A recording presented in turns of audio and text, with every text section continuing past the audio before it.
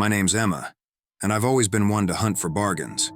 So when I stumbled upon a listing on Craigslist advertising a brand new smartphone at a fraction of the retail price, I thought I'd hit the jackpot.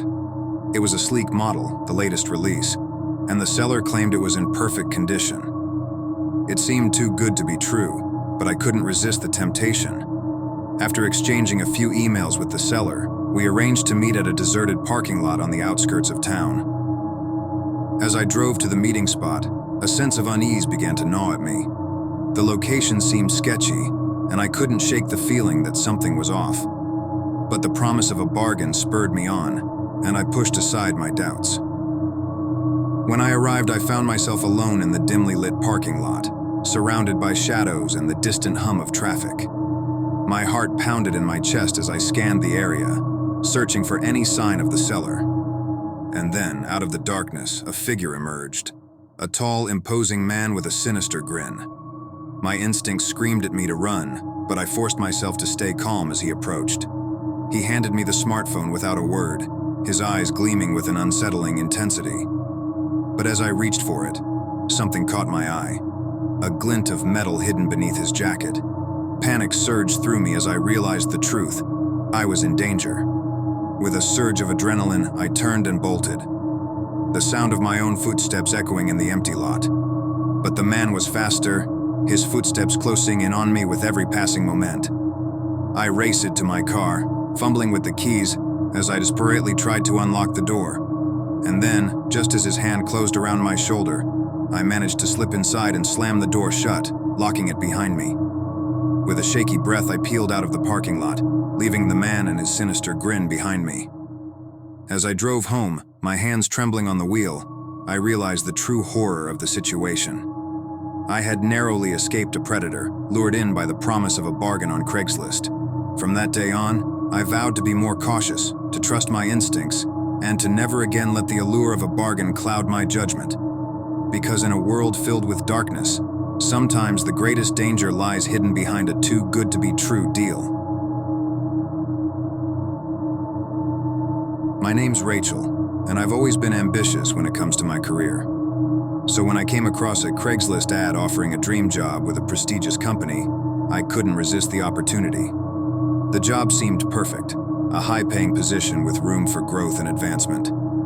It was exactly what I had been searching for, and I was determined to land the position no matter what. After exchanging a few emails with the hiring manager, we arranged to meet at a chic cafe downtown for the final interview. As I made my way there, excitement and nerves intertwined within me.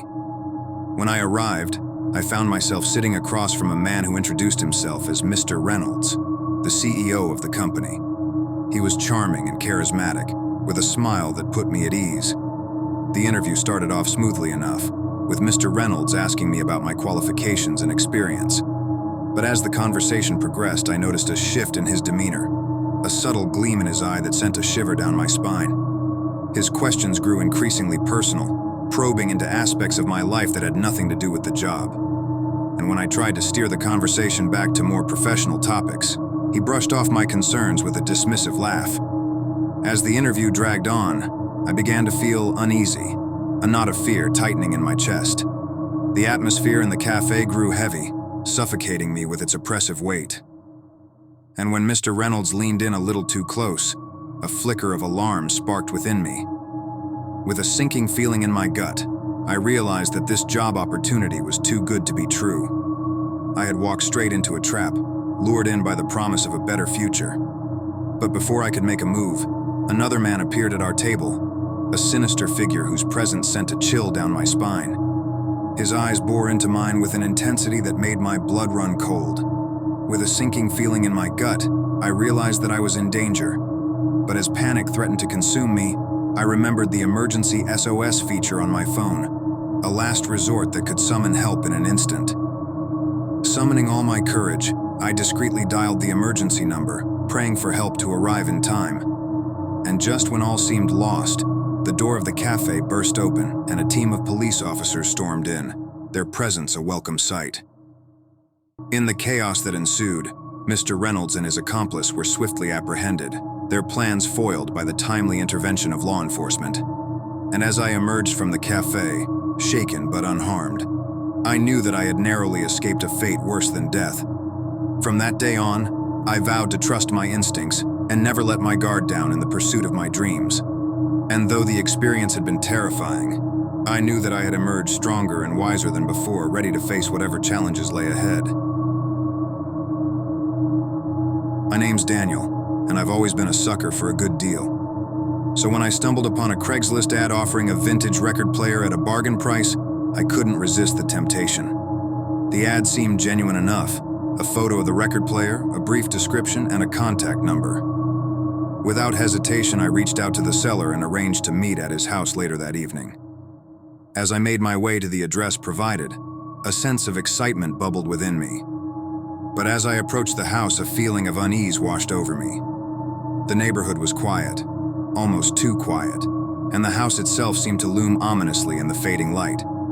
Ignoring my instincts, I knocked on the door and waited. Moments later, an elderly man answered, his face lined with age and his eyes darting nervously. "Ah, you're here for the record player," he said with a smile that didn't quite reach his eyes. "Come on in." Reluctantly, I followed him inside, the musty smell of old books and dust filling my nostrils. The interior of the house was dimly lit, with shadows lurking in every corner. As we made our way to the living room, the man's demeanor grew increasingly agitated, his hands shaking as he fumbled with the keys to the basement door. "I keep the record player down here," he explained, his voice trembling. "Just follow me." With a sinking feeling in my gut, I followed him down the creaking staircase into the basement below. The air was thick with silence, broken only by the sound of our footsteps echoing off the walls.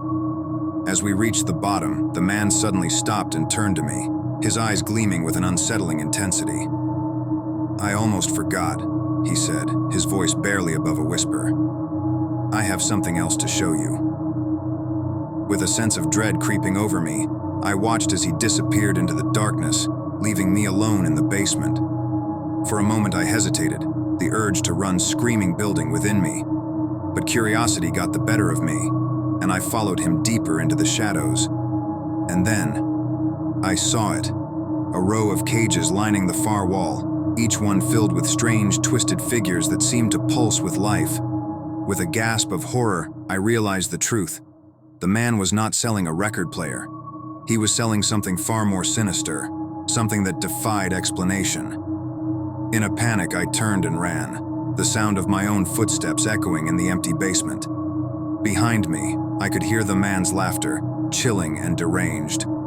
With every ounce of strength I had, I burst through the basement door and into the cool night air, the taste of freedom sweet on my tongue. As I raced away from the house, my heart pounding in my chest, I knew one thing for certain: I would never trust a Craigslist ad again.